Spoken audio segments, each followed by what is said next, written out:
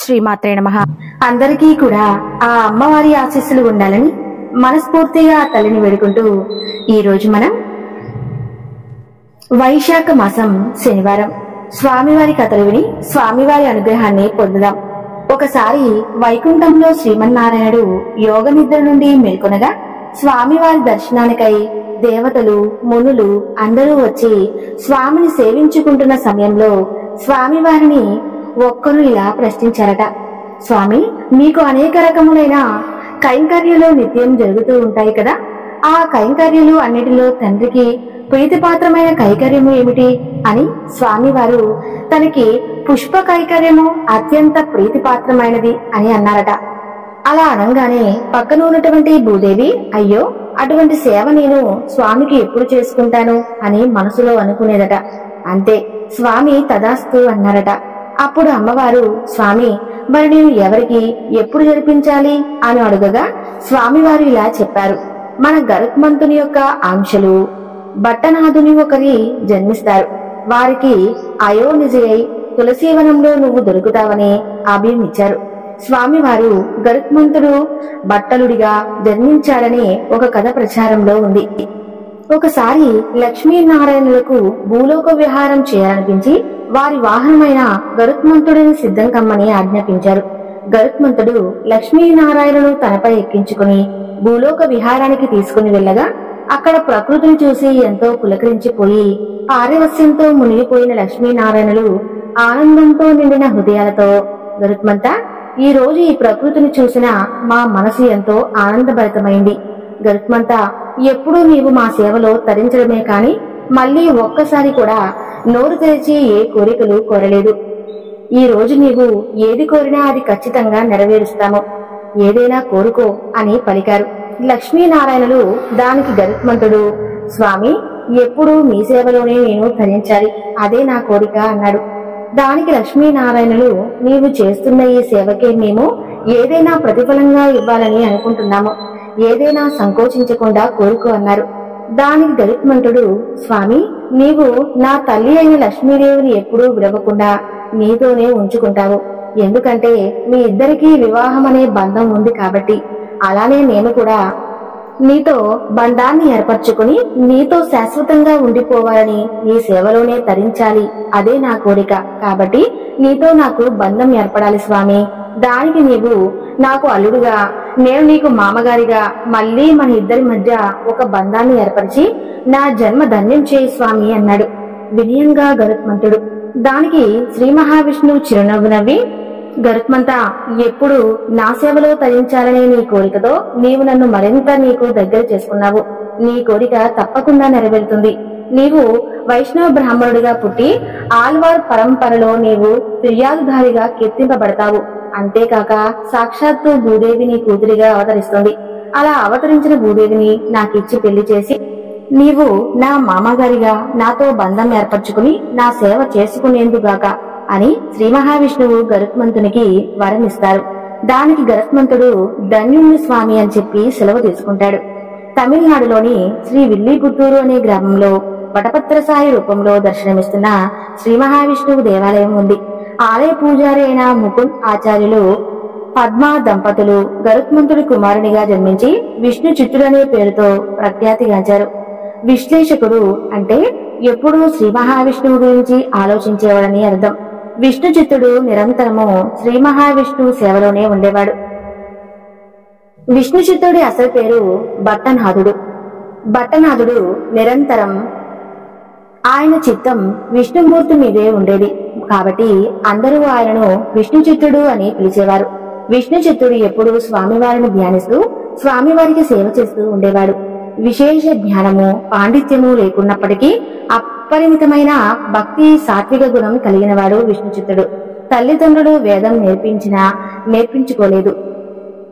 వేరే సారాంశం తెలిసిన వారికి వేదాలు ఎందుకు? కానీ మానవ జన్మ తీసుకున్నప్పుడు మాల్గుడిలానే ఉండాలి. తనకు వేదాలు రావు కాబట్టి తనని స్వామి కైకర్యాలను దూరంగా ఉంచారు. అక్కడ వేద పండితులు ఏదో విధంగా స్వామికి ఎలాగైనా సేవ చేసుకోవాలనే కుతూహలం తగ్గని విష్ణు చిత్తుల వారు స్వామివారికి పూలమాలలో కైకర్యం చేసుకోవాలనే ఆలోచనతో వెంటనే అక్కడ ఒక స్థలంలో పూల తోటలో ఒక తులసీవనాన్ని పెంచాలని నిర్ణయం తీసుకుని వెనువెంటనే పని ప్రారంభించారు. బాగా కష్టపడి పూల తోటలు తులసీవనాన్ని అభివృద్ధి చేశారు. పూచిన పుష్పమాలలు అలానే తులసీ దళాలను చేర్చి మాల అల్లి రకరకాల పూలమాలలు కట్టేవారు. ఆ పూలమాలలు స్వామికి సమర్పించి ఆ పూలమాలలో తన స్వామి అందాన్ని చూస్తూ పొంగిపోతూ మురిసిపోతూ ధరించేవాడు. విష్ణు చిత్తుల వారు అలా నిత్యము పరమ భక్తితో తాను అభివృద్ధి చేసిన ఉద్యానవనం నుండి పుష్పములు తెచ్చి మాలికలు అల్లి స్వామికి పుష్పమాలలను అర్పిస్తూ నిరాడంబరమైన జీవనాన్ని గడిపేవారు. విష్ణు చిత్తుల వారు ఒకసారి ఎప్పటిలాగానే తన తోటలోని తులసీ దళములను సేకరించడానికి వెళ్లిన విష్ణు చిత్తుల వారికి తులసీ తోటలో తులసీ మొక్క కింద అందమైనటువంటి చిరునవ్వులు చిందిస్తూ కాళ్ళు చేతులు ఆడిస్తూ దేదీపమైన కాంతితో ఒక పసిపాప కనిపిస్తుంది. ఎలాగైనా జనక మహారాజుకు తన యాగభూమిని నాగులతో దున్నుతుండగా సీతాదేవి లభించిందో అలాగే విష్ణు చిత్తుల వారికి భూదేవి అవతారమైన గోదాదేవి తులసీవనంలో నలనామ సంవత్సరం కర్కాటక మాసం పూర్వ పాల్గొని నక్షత్రంలో ఆషాఢ శుద్ధ చతుర్దశి రోజున అందంగా ముద్దులొలికేటటువంటి పసిపాపగా విష్ణు చిత్తుల వారికి కనిపించింది. దేదీప్యమైన కాంతితో అందమైనటువంటి బోసు నవ్వులతో ఉన్న ఆ పసిపాపను చూస్తుంటే అసలు ఎవరికైనా కానీ ఎత్తుకుని ముద్దాడాలనిపిస్తుంది. ఆ పసిపాప అంతటి అందమైనటువంటి ఆ చిరునవ్వులు ఆ బిడ్డ తోటలో చూసినటువంటి విష్ణు చిత్తుల వారు ఆశ్చర్యం ఆనందం అన్నీ కలిపేలా ఆ పసిపాపను చూస్తూ ఉంటారు. ఎవరి పాప ఇంత దేదీప్యమైన కాంతితో ఇక్కడ ఉందేమిటి, ఇంత కాంతిపుంజం ఉందేమిటి పాపకి? ఈ పాప చుట్టూ అన్ని ఆశ్చర్యపోయాయి. ఇంత అందమైన పసిపాపలు ఎవరి తోటలో వదిలిపెట్టి వెళ్లిపోయారని ఆశ్చర్యంతో చూస్తూ ఆ పసిపాపను ఎత్తుకుని తన గుండెలకు హత్తుకునగా ఒక విచిత్రమైన అనుభూతి కలిగింది విష్ణు చిత్తుల వారికి. పితృవాసం ఒక్కసారిగా ఉప్పొంగుతుంది. ఇంత చిన్న పాపని తోటలో వదిలిపెట్టి వెళ్లిపోవటానికి అసలు ఎవరి మనసు వచ్చిందా అని అనుకుంటూ చుట్టుపక్కల చూస్తే ఎవరూ కూడా కనిపించరు. దాంతో విష్ణు చిత్తుల వారు ఆ పాపను తీసుకుని దేవాలయం వద్దకు వెళ్లి ఈ పసిపాప తులసీవనంలో దొరికిందని, ఈ పాప తల్లిదండ్రులు ఎవరో కూడా తెలియదని, ఎవరికైనా ఈ పాప గుర్తు తెలిస్తే చెప్పమని ఊరిలోని వారందరినీ అడగగా ప్రతి ఒక్కరూ తమకు తెలియదని విష్ణు చిత్తుల వారికి జవాబు ఇస్తారు. ఆ పసిపాప ముఖంలోని తేజస్సును చూసిన వారందరూ ఈ పాప ఎవరో కారణజన్మురాలుగా ఉంది, జనక మహారాజుకు సీతమ్మ దొరికినట్లుగా మీకీ బంగారు తల్లి దొరికింది అని అందరూ అంటూ ఉంటారు. ఈ పసిపాప ఎవరు? దైవ సంభూతమని భావించి విష్ణు చిత్తుల వారు ఆమెను ఇంటికి తీసుకుని వెళ్తారు. తీసుకుని వెళ్లి ఆమెకు గోదేయి అని నామకరణం చేసి గారాబంగా పెంచుకోవటం ప్రారంభించారు. గోదేయి అనగా తులసీమాల అని అర్థం. తులసి కోటలో దొరికింది కాబట్టి తన కూతురి తులసి వంటి పవిత్రమైనదని ఆ పేరుతో పిలుస్తూ ఉండేవారు. విష్ణు చిత్తుల వారు గోదేయి అయోనిజ అంటే తల్లి గర్భాన జన్మించినది అని అర్థం. ఉదాహరణకు సీతాదేవి, పద్మావతీదేవి, కోదండరాం క్రమంగా గోదాదేవి త్వరగా పరిణామం చెందింది. గో అంటే భూమి, దాడే అంటే ఇవ్వబడినది, గోదా అంటే భూమి చేత ఇవ్వబడినది అని అర్థం. గోదాదేవి దినదిన ప్రవర్తమానవుచు అందరినీ సంతోషపెట్టుచుండేది. గోదాదేవి చిన్నప్పటి నుండి తండ్రి దగ్గర ఎంతో ఆరోగ్యకరంగా పెరగడమే కాక తండ్రిలాగే శ్రీ మహావిష్ణు సేవలోనే ఉండేది. తండ్రి నోటి నుండి వెలువడే పురాణాలు, విష్ణు కథలు, భారత భాగవతాలు, రామాయణం వంటి గ్రంథాలు, కీర్తనలు, తమిళ ప్రబంధాలు, తండ్రి కూర్చిన పాశురాలు అన్నీ వింటూ ఎదిగింది. గోదాదేవి తండ్రి భాగవతం చెప్తున్నప్పుడల్లా శ్రీకృష్ణుని తన ప్రియుడని, తాను గోపికనని ఊహించుకుంటూ ఉండేది. గోదాదేవికి యుక్త వయసు వచ్చేసరికి శ్రీకృష్ణుడే తన భర్తని గోదాదేవి నమ్మడం మొదలుపెట్టింది. శ్రీకృష్ణుడి విగ్రహం పూజలలో పెట్టుకుని శ్రీకృష్ణుని పూజ చేస్తూ శ్రీకృష్ణుడితో మాట్లాడుతున్నట్టు, నవ్వుతున్నట్లు, ఆడుకుంటున్నట్లు, రాసలీలల్లో తేలియాడుతున్నట్లు ఊహించుకుంటూ మురిసిపోతూ ఎప్పుడు శ్రీకృష్ణుడు ధ్యాసలోనే కాలం గడిపేది. గోదాదేవి విష్ణు చిత్తుల వారు పుష్కరాలు కోసి తులసీదళాలతో చేర్చి మాల అల్లేవారు. అలా మాల అల్లుతూ ఉంటే అది చూసిన గోదాదేవి తాను కూడా తన తండ్రి వద్ద పూలమాలు అల్లటం నేర్చుకున్నది.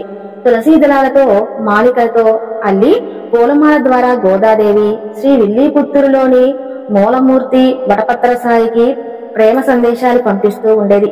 విష్ణు చిత్తుల వారు గోదాదేవి కట్టిన మాలలు చూస్తూ, అమ్మా గోదా, నీవు నాకంటే అందంగా మాలలు చక్కగా అల్లుతున్నావు తల్లి, ఎంత బాగా అల్లుతున్నావంటే కట్టిన మాలలు స్వామికి అలంకరిస్తే స్వామివారు ఎంతో అందంగా కనిపిస్తున్నారు, చూడటానికి రెండు కళ్ళు చాలవేమో అనిపిస్తుంది తెలుసా అంటారు. అప్పుడు గోదాదేవి తాను కూడా స్వామివారి ఆలయానికి వచ్చి ఆ స్వామివారి యొక్క దివ్యమంగళ స్వరూపాన్ని దర్శిస్తానని, స్వామివారి అలంకారాన్ని తన కళ్ళారా చూస్తానని తండ్రిని కోరగా సరేనని విష్ణు చిత్తుల వారు ఆమెను ఆలయానికి తీసుకురాగా స్వామివారి విగ్రహాన్ని చూస్తూ గోదాదేవి, ఆహా ఎంత అందంగా ఉన్నారో స్వామివారు, స్వామివారిని చూసిన నా కళ్ళు తెరిచాయి అని పరవశించిపోయి స్వామివారిని చూస్తూ ఇలా అంటుంది. భువనైక మోహనకారుడివి, నిన్ను నా అందం ఏ విధంగా ఆకర్షిస్తుంది, మీ అందం ముందు నా అలంకరణ ఏమాత్రం సరిపోదు అంటూ గోదాదేవి భక్తిలో మునిగిపోయి పారవస్యంతో మాట్లాడుతుంది. నిత్యము శ్రీకృష్ణుడి ప్రతిమ వద్దకు వెళ్లి గోదాదేవి తాను వెన్న దాచి పెట్టానని తిరగడానికి రమ్మని శ్రీకృష్ణుడిని పిలిచి బ్రతిమలాడేది. శ్రీకృష్ణుడు రాకపోయేసరికి కోపగించుకునేది, విసుక్కునేది, బాధపడేది. శ్రీకృష్ణుడిని ఎంత పిలిచినా ఎలా పిలిచినా రావటం లేదని ఒక చోట దిగాలుగా కూర్చుని అటూ ఇటూ శ్రీకృష్ణుడు వస్తాడేమో అని చూస్తుండగా తన తండ్రి అయిన విష్ణు చిత్తుడు స్వామివారి కోసం కట్టిన పూలమాల వైపు తను చూపు పడింది. వెంటనే తనకు మెరుపు లాంటి ఆలోచన వస్తుంది. శ్రీకృష్ణుడు అలంకార ప్రియుడు అని తన తండ్రి చెప్పగా విన్న విషయాన్ని గుర్తుంచుకుంటుంది. తాను ఇంతవరకు అలంకరణ చేసుకోకుండా స్వామిని సేవించడం వలన తన వద్దకు స్వామి రావటం లేదని అమాయకంగా ఆలోచిస్తుంది. పూలమాలతో తనని తాను అందంగా అలంకరించుకుంటే ఆ శ్రీకృష్ణుడు తప్పగా వస్తాడని, తన అందానికి వచ్చి తాను తప్పకుండా వివాహానికి చేసుకుంటాడని నమ్మింది. నమ్మిన దానిని వెంటనే ఆచరణలో పెట్టడానికి సన్నద్ధమైంది. వెంటనే తన తండ్రి అయిన విష్ణుచిత్తుడు స్వామి కోసం కట్టిన పూలమాలలు తీసుకుని రకరకాలుగా సింగారించుకుని మొదలు పెట్టింది. ఆ పూలమాలికలు చూసి తులసి మాలలను తన మెడలో వేసుకుని శిరలో ఉంచుకుని కొన్ని ధరించి అలంకరించుకున్న తర్వాత గోదాదేవి పరంధాముని వివాహం ఆడడానికి సరిపోవునని తన సౌందర్యమును నీటి బావిలోనూ చూసుకుని మురిసిపోయి శ్రీకృష్ణుడి ప్రతిమ దగ్గరకు వెళ్లి, చూడు కృష్ణ, నీకోసం ఈరోజు నీ వంటి రంగులో ఉన్నటువంటి పరిమళాలని వేసుకున్నాను, నీ వంటి పైన అలంకరించినటువంటి గులాబీ రంగులో ఉండేటువంటి పూలను వేసుకున్నాను, భూములను సింగారించుకున్నాను అని తాను ఏ విధంగా అలంకరించుకున్నది వర్ణించి స్వామికి చూపించి స్వామిని రమ్మని పిలిచేది, బ్రతిమలాడేది, బాధపడేది. చివరగా స్వామి రావటం లేదని కన్నీరు కారుస్తూ తాను అలంకరించుకున్న పూలమాలను ఒక్కొక్కటిగా తీసేస్తూ తిరిగి తన తండ్రి ఉంచిన పూలబుట్టలో పడేసేది. ఇది తెలియని విష్ణు చిత్తుడు ఆ పూలబుట్టలో ఉన్న పూలమాలను స్వామి కైకర్యం కోసం తీసుకువెళ్లి స్వామికి అలంకరించేవాడు. రోజు గోదాదేవి పూలమాలలు అలంకరించుకోవటం, శ్రీకృష్ణుడు రాలేదని విసుక్కుని బాధపడి ఆ పూలమాలలు తిరిగి అదే బుట్టలో పడివేయటం, విష్ణు చిత్తుడు వాటిని తీసుకుని వెళ్లి స్వామికి అలంకరించడం, ఇలా కొన్నాళ్లు గడిచాక ఒకరోజు విష్ణు చిత్తుల వారు స్వామికి పూలమాలలను అలంకరిస్తుండగా ఆ పూలమాలలో ఒక పొడవాటి తల వెంట్రుకలు చూస్తాడు. తన తోటలోని మొక్కల నుంచి స్వయంగా కోసి మాలలుగా అల్లిన పూమాలలు వెంట్రుక ఎలా వచ్చింది? తన ఇంట్లో తన కూతురు తప్ప ఇంకెవరూ లేరు, అసలు ఏమై ఉంటుందో అని ఆలోచిస్తూ విష్ణు చిత్తుల వారి ఇంటికి వెళ్లి తన కూతురుతో పూలబొట్టలో ఉన్న పూలమాలలు నీవేమైనా తీసావా అమ్మా అని అడుగుగా గోదాదేవి తడబడుతూ తత్తరపడుతూ ఇంట్లోకి వెళ్లిపోతుంది. ఇది చూసిన విష్ణు చిత్తుడు అసలు విషయం ఏమిటో తెలుసుకోవాలి అని ఆలోచిస్తూ నిద్రలోకి జారిపోయాడు. ఆ మరుసటి రోజు విష్ణు చిత్తుడు యథావిధిగా పూలమాలలు బుట్టలో పెట్టి తాను పక్కకు వెళ్తాడు. అప్పుడు గోదాదేవి అక్కడికి వచ్చి ఆ బుట్టలో ఉన్న పూలమాలను తనకు సింగారించుకుంటుంది. సింగారించుకుని శ్రీకృష్ణ పద్మ దగ్గరకు వెళ్లి, స్వామి నన్ను చూడండి, నేను పువ్వులను ఆకులను సింగారించుకుని వచ్చాను. గోదాదేవిని చూసావా, ముందు నుంచి వెనుకకు కాక వెనుక నుంచి ముందుకు జడ వేసుకుంది. ఇలా పూలమాలను వేసుకోవటం వల్ల నేను నడుస్తుంటే పూలతోడ నడుస్తున్నట్లు ఉంది కదా అని మురిసిపోతూ గోదాదేవి తాను సింగారించుకున్న విధానాన్ని వర్ణించసాగింది. మళ్ళీ స్వామి చూడు, నా చేతిలో కమలం ఎంత అందంగా ఉందో కదా అని ఇంకా ఇంకా వర్ణించసాగింది. విష్ణు చిత్తుడికి పూలబుట్ట కనిపించకపోవడంతో కూతురుని అడుగుదామని గోదాదేవిని వెతుక్కుంటూ ఇంటి లోపలికి వస్తాడు. లోపలికి వచ్చిన విష్ణు చిత్తుడు గోదాదేవిని చూసి నిర్ఘాంతపోతాడు. అమ్మా గోదా, ఏమిటి తల్లి, నువ్వు చేస్తున్న పని? స్వామి వైకర్యం కోసం కట్టిన పూలమాలను నువ్వు ధరిస్తున్నావా తెలిసి చేస్తున్నావా తెలియక చేస్తున్నావా తల్లి ఈ పని అని తన కూతురుని నిలదీస్తాడు. ఇలా చేయటం తప్ప నాన్న అని అమాయకంగా అడిగింది గోదాదేవి. తండ్రి అయిన విష్ణుచిత్తుడు చూస్తూ తప్పని నెమ్మదిగా అడుగుతావేం తల్లి, మహాఘోరం, పాపం, క్షమించరాని నేరం. స్వామివారికి నిర్ణయించబడిన పూలదండ నీవు ముందు ధరించుట అపచారమమ్మా. మనం మానవులం తల్లి, మనం ధరించిన పూలమాలలు అంటే ఈ నిర్ణయాన్ని, ఈ జగతిని ఆ స్వామికే. నేను ఈ అన్ని రోజులు కూడా సమర్పిస్తున్నది ఆ స్వామికి. ఈ విషయం తెలిస్తే ఇంకా ఏమన్నా ఉందా అని పరిపరి విధాలుగా రోధించసాగాడు విష్ణుచిత్తుడు. ఆ రోజు పుష్పమాలను స్వామికి అలంకరించకుండా మిగిలిన పూజను యథావిధిగా చేస్తాడు విష్ణుచిత్తుడు. దీంతో స్వామివారి యొక్క ముఖం చిన్నబోతుంది. దీనికంతటికీ తన కుమార్తె తప్పిదమే కారణమని బాధపడుతూ స్వామివారి పట్ల అపరాధం చేశారని దుఃఖిస్తూ నిద్రించగా ఆ రోజు రాత్రి విష్ణుచిత్తుల వారికి కలలో స్వామివారు సాక్షాత్కరించి, విష్ణుచిత్త, ఈ రోజు తులసిమాలను ఎందుకు సమర్పించలేదు, పుష్ప కైకర్యాన్ని ఎందుకు చేయలేదు అని ప్రశ్నించగా విష్ణుచిత్తుల వారు చేతులు జోడించి ఇలా సమాధానం చెప్పారు. స్వామి, మీరు సర్వంతర్యామి, సర్వజ్ఞులు. మీకు తెలియనిదేముంది? ఆ పూలమాలను మీకు సమర్పించుకొని మా అమ్మాయి గోద ఆ పుష్పమాలికలు ధరించి విడిచినది ఒకసారి ధరించి పక్కన పెట్టారు. అంటే వాటిని ఉచితములు అంటారు. ఆ నిర్ణయాన్ని మీకెలా సమర్పిస్తాను స్వామి? అందుచే మీకు ఇవాళ మాలలు సమర్పించలేకపోయానని, కొత్తవి తయారు చేయుటకు సమయం లేకపోయింది అని విన్నవించుకున్నాడు విష్ణుచిత్తుడు. దానికి స్వామివారి చిరునవ్వుతో విష్ణుచిత్తుని చూస్తూ, విష్ణుచిత్త, నీవు చింతించిన అవసరం లేదు, సందేహించిన అవసరం లేదు. గోదాదేవి తాను ముందు దాల్చిన మాలికలు కోరదగినది. ఆమెకు పలు ధరించినటువంటి మాలికలు, అలంకరించినటువంటి పుష్పములు మాకు కావాలి. గోదాదేవి నుంచి ఇచ్చిన మాలంటే మాకు అత్యంత ప్రీతి. గోదాదేవి ధరించిన పుష్పమాలికల నుంచి భక్తి సువాసనలు వెలువడతాయి. గోదాదేవి ఆంతరంగిక భక్తురాలు, కారణ జన్మరాలు. ఆమె వేసుకున్న మాలలు ధరించడం వల్ల తనకు అపచారం కాదు, ఆనందం కలుగుతుందని కనుక తనకు నిత్యము గోదాదేవి పూలమాలను తనకు సమర్పించమని, ఈ పుష్ప కైకర్యం తనకు రోజు ఇలాగే జరగాలని ఆజ్ఞ చేసి అంతర్ధానమయ్యాడు స్వామివారు. కల నుండి మేల్కొన్న విష్ణుచిత్తుల వారు ఆశ్చర్యపడి, గోదా చిత్రంలో విష్ణువు చిత్రంలో గోదా ఉన్నారని అర్థం చేసుకుని, గోదాదేవి సామాన్య మానవకాంత కాదని, తాను ధరించిన ఉద్భవించిన దేవకాంతియు భూదేవి అని తెలుస్తూ, నీవు మమ్మల్ని కాపాడటానికి వచ్చినావమ్మా అంటూ ఆండాల్ అని పిలవటం మొదలు పెట్టాడు. ఆండాల్ అంటే కాపాడటానికి వచ్చిందని అర్థం. అలాగే నన్ను కన్న తల్లి అని అర్థం. అప్పటి నుంచి ప్రతిరోజు ఆండాల్ అలంకరించిన తులసిమాలనే స్వామికి సమర్పించేవారు విష్ణుచిత్తుల వారు. అప్పటి నుంచి ఆమెకు వచ్చిన మరో పేరు నాచ్యూర్. ఈ తమిళ పదానికి అముక్త మాల్యద అనే సంస్కృత పదానికి ధరించి ఇచ్చిన అని అర్థం. ఇలాంటి సంఘటనల్ని గోదా మనసులో కృష్ణ ప్రేమను మరింతగా పెంచాయి. తనకు పెళ్లంటూ జరిగితే ఆ పురుషోత్తముడితోనే జరగాలని అనుకుంది. అందుకోసం గోదాదేవి ఒకసారి తన తండ్రిని ఇలా అడిగింది. కానీ పిల్లలు కోరుకున్న వారితో వివాహం జరగాలంటే ఏ మతాన్ని ఆచరించాలి అని అడుగుతుంది. దానికి విష్ణుచిత్తుడు, తల్లి, కన్నె పిల్లలు ఆచరించడానికి మార్గాలు వ్రతం లేదా ధనుర్మాస వ్రతం అని ఒకటి ఉంది. ఈ వ్రతానికి కామ్క అంటే అతని పేరు. ఈ వ్రతాన్ని ఎవరు ఏ కోరికతో ఆచరించినా ఆ కోరిక అతి శీఘ్రముగా నెరవేరుతుంది అని చెప్పారు. ఈ వ్రతాన్ని మొట్టమొదటిగా సాక్షాత్తు శ్రీకృష్ణుడే స్వయంగా గోపికలతో చేయించాడు. నీవు కూడా ఈ వ్రతాన్ని చేయి, నీకు మంచి జరుగుతుంది అని చెప్పాడు గోదాదేవికి. ఈ వ్రతాన్ని మొదలు పెట్టడానికి ముందుగానే అక్కడున్న కన్నెపిల్లలు అందరికీ వ్రతం గురించి చెప్పి ఈ వ్రతాన్ని వారందరితో కలిసి చేయడానికి సన్నాహాలు మొదలుపెట్టింది గోదాదేవి. ఈ వ్రతాన్ని చేయడానికి మార్గాలు అంటే మార్గశిర మాసం కోసం ఎదురు చూడసాగింది. చివరికి మార్గశిర మాసం రానే వచ్చింది.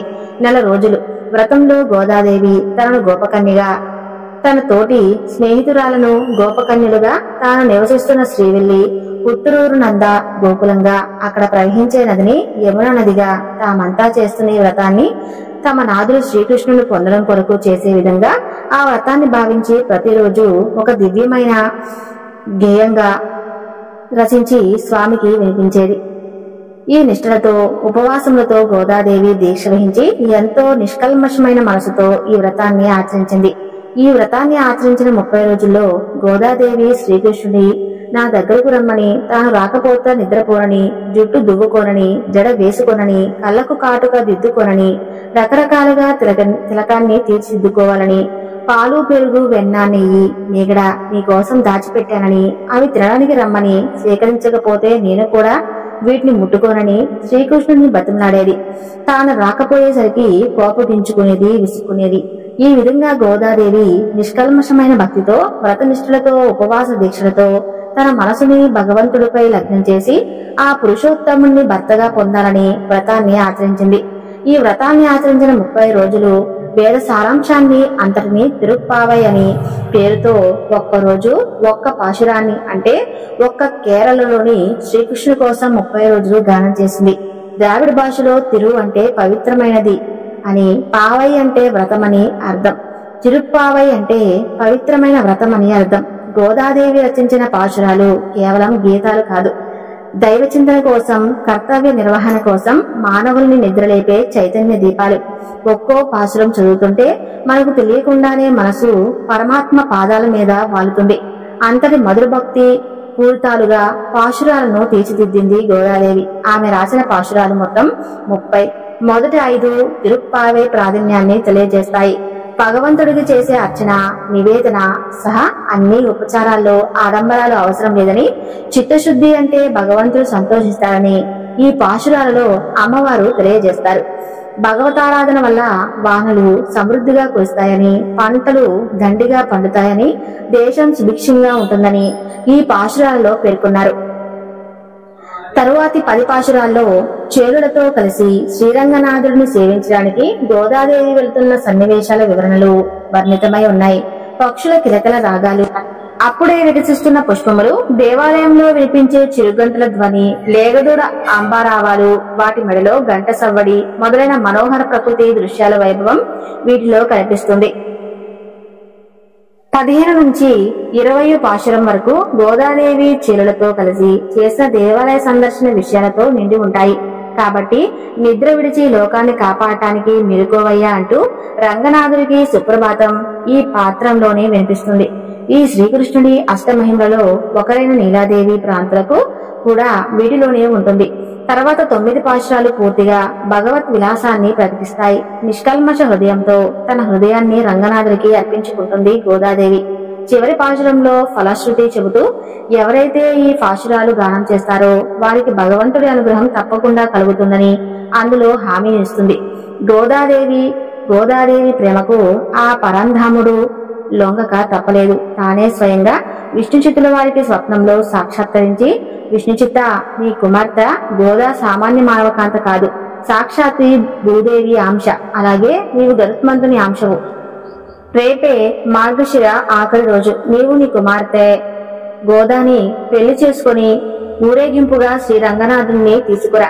అక్కడ నేను నీ కుమార్తెను పాణిగ్రహమును చేసుకును వివాహ మహోత్సవానికి రాక మేరకు తగిన సామాగ్రి తీసుకుని పాండ్య మహారాజు చెంత ధ్వజ చామరాలతో మరియు రత్నాలచే అలంకరింపబడిన దంతవు పల్లకిలో మిమ్మలను స్వాగతించాడు అని పలికి అంతర్ధానమయ్యారు. స్వామివారు అలాగే అని చెప్పి శ్రీరంగంలోని దేవాలయంలో పెద్దలకు, పాండురాజుకు కూడా కలలో కనిపించి విషయాన్ని తెలియజేస్తారు. స్వామివారు ఆదేశాలను విన్న విష్ణుచిత్తుని సంతోషానికి అవధులు లేకుండా పోయాయి. వెంటనే పెళ్లికి ఏర్పాట్లు చేయసాగారు. ఆ రోజంతా విష్ణు చిత్తుడు గాని, గోదాదేవి కాని తిండి కాని నిద్ర కాని ఎరుగరు. ఎప్పుడు తెల్లవారుతుందా, ఎప్పుడు స్వామిని చేరుకుంటానా అని ఆలోచించుకుంటూ ఆ రాత్రంతా గడిపేశారు. తండ్రి కూతురు ఇద్దరు మరుసటి రోజు గోదాదేవి తన వ్రతాన్ని పూర్తి చేసుకున్నాక విష్ణు చిత్తుల వారు తన కుమార్తెని పెళ్లి కూతురుని చేసి శ్రీరంగానికి బయలుదేరడానికి సిద్ధం కాగా, పాండ్యరాజు శ్రీరంగం నుండి పండితులను, బ్రాహ్మణోత్తములను మేళతాళాలతో పల్లికని తీసుకుని వచ్చి విష్ణు చిత్తుల వారితో శ్రీరంగనాథుడు మమ్మల్ని ఆరోపించారు.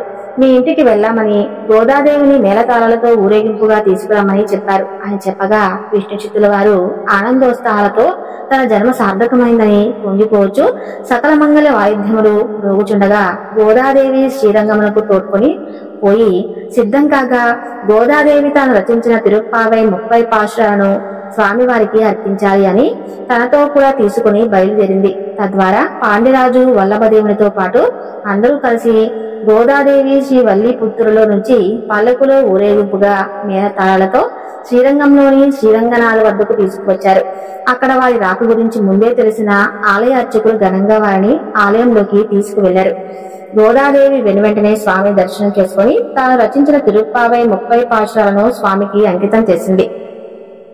శ్రీరంగనాథుడికి గోదాదేవికి వివాహమని తెలుసుకున్న చుట్టుపక్కల వాళ్ళు రకరకాలుగా మాట్లాడుకుంటూ ఏమి జరుగుతుందో చూడాలనే కుతూహలంతో గుంపులు గుంపులుగా రంగనాథుని ఆలయంలో తండోపతండాలుగా వచ్చి నిలబడ్డారు. పండితులు స్వామివారికి గోదాదేవి శాశ్వతంగా కళ్యాణం జరిపించారు. ఆ రోజు భోగి పెళ్లి ఆయన వెంటనే గోదాదేవి తండ్రికి నమస్కరించి తండ్రి దీవెనలు తీసుకుంది. వెనువెంటనే తన భర్త అయిన స్వామికి నమస్కరించింది. అందరూ చూస్తుండగానే స్వామిలో ఐక్యమైపోయింది. గోదాదేవి ఇది చూసిన విష్ణుచిత్తుడు దిగ్భ్రాంతి చెంది స్వామి నా కూతుర్ని మాయం చేశాడని స్వామిని నిందిస్తూ రోధించసాగాడు. అలా రోధిస్తున్న విష్ణుచిత్తుని చూసి జాలిపడిన స్వామివారు విష్ణుచిత్త ఎందుకు ఏడుస్తున్నావు? నీవు కోరినదే కదా నేను చేసింది అని విష్ణుచిత్తుడిని అడిగాడు. దానికి విష్ణుచిత్తుడు స్వామి నా కూతురుని నా నుంచి దూరం చేశావు అని మళ్లీ రోధించసాగాడు. అప్పుడు స్వామివారు చింతించకుండా విష్ణుచిత్త నీవు మానవ రూపంలో ఉన్నావు కాబట్టి నీవు ఇంకా ఆ బంధాలు వ్యామోహం నుండి బయటపడలేకపోతున్నావు. ఒక్కసారి నీ వృత్తాంతాన్ని గుర్తు చేసుకో అని తన వృత్తాంతాన్ని గుర్తు చేశాడు. స్వామి తనను తాను దాన్ని గుర్తు తెచ్చుకున్న విష్ణుచిత్తుడు వెంటనే స్వామి నన్ను క్షమించు, నిన్ను ఈ నోటితో నిందించినందుకు నన్ను మన్నించు అని 10 విధాలుగా ప్రాధాయపడ్డాడు. దానికి శ్రీ మహావిష్ణువు చిరునవ్వు నవ్వి చింతించకు విష్ణుచిత్త, నీవు ఇప్పుడు నా మామగారివి కదా, నీ కూతురు మీద ఉన్న ప్రేమతో నన్ను ఎంత నిందించినా నేను పడక తప్పదు కదా అని చిలాస అంగంగా సమాధానమిచ్చాడు. స్వామివారు దానికి విష్ణుచిత్తుడు స్వామి నన్ను మీరు సాధించింది చాలు, మీ సేవలో నన్ను అనుసరించనివ్వండి, నన్ను కూడా మీలో ఐక్యం చేసుకోండి అని కోరగా శ్రీ మహావిష్ణువు అలాగే అని విష్ణుచిత్తుని కూడా తనలో ఐక్యం చేసుకున్నాడు. ఈ విధంగా గోదా అమ్మవారు అమితమైన ప్రేమతో తన హృదయాన్ని పూమాలగా అర్పించి ఆ పరంధామును సామర్థ్యం కోసం సామీప్య సారూప్య భాషలతో బృందావనంలోని గోపికలాగా అందరినీ నిద్రలేపి కృష్ణ ప్రేమలో ఐక్యమై ఆ స్వామి తన భర్తగా తలచి ఉపనిషత్ వేదాంత సారమైన తిరుప్పావై రచించి ఒక్క పాశురంలో తన కృష్ణ ప్రేమను భక్తిని చాటి చెప్పి అలా కృష్ణుడి మార్పులను విడిచిపెట్టడం వలన అమోక్త మాల్యదగా పేరు పొంది పరమాత్మను తాను పొంది మరణాల వద్ద నుంచి డబ్బు మార్గదర్శి నిలిచినది. గోదాదేవి వ్రతాచరణ సమయంలో రచించిన తిరుప్పావై చాలా ప్రసిద్ధి చెందింది. దీనిని ధనుర్మాసంలో ప్రతిరోజు రోజుకొకటి చెప్పిన ఓ పాశురం వైష్ణవాలయంలో పాటించడం చేస్తారు. యువతులు ధనుర్మాసంలో 30 రోజుల పాటు గోదాదేవి వ్రతాచరణ చేస్తే తాను మెచ్చిన సుగుణ భర్త లభిస్తాడని పురాణాలు చెబుతున్నాయి. శ్రీ గోదారంగనాథుల కళ్యాణము చూసినను చేయించినను ఈ కథ వినను చదివినను సకల శుభాలు చేకూరును, అందులో సందేహము లేదు. చూశారు కదండి, శ్రీ మహావిష్ణువు యొక్క కథలు ఎంతో మధురంగా ఉంటాయి. ఈ కథ మీకు నచ్చితే తప్పకుండా లైక్ చేసి మన ఛానల్ ను సబ్స్క్రైబ్ చేయండి. అలానే ఓం నమో నారాయణ అని చెప్పి చిన్న కామెంట్ చేయండి. Thank you.